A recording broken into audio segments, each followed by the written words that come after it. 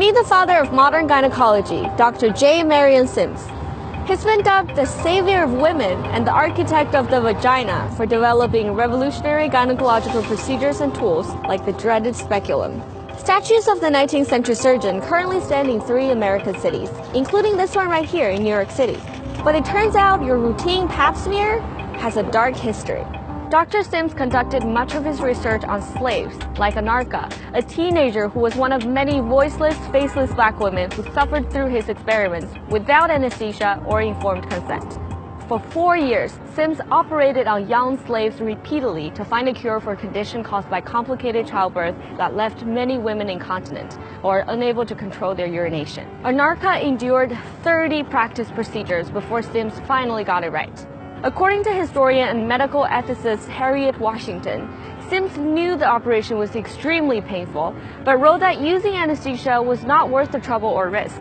In fact, the pain was so excruciating that the woman had to be restrained by 2 male surgeons just to make it through. And that's why many people are now calling for his statues to come down.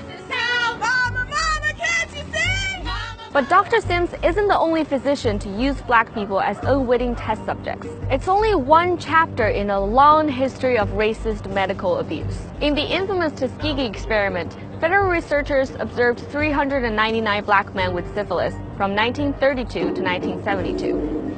A cure was discovered 13 years in, but doctors withheld treatment for decades just so they could continue their work. And that's not even the most egregious example. For decades leading up to the 1970s, white doctors in training performed secret surgical sterilizations, including unnecessary uterus removals on black and Puerto Rican women. In the early 90s, the New York State Psychiatric Institute conducted a study into the genetic roots of violence. The researchers recruited mostly low-income black boys and injected them with a drug known to be poisonous. The boys' mothers were given a whopping $125 for having their sons participate. And to this day, we still don't know the long-term effects this experiment has had on those kids. These stories are horrifying, but racism in the medical field isn't a thing of the past.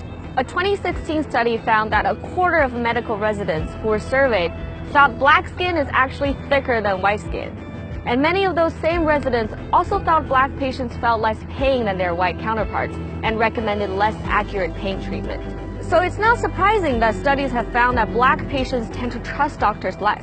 And all of this has real consequences on people's health. In East Harlem, where Dr. Sims' statue stands, 80% of the residents are black or Hispanic.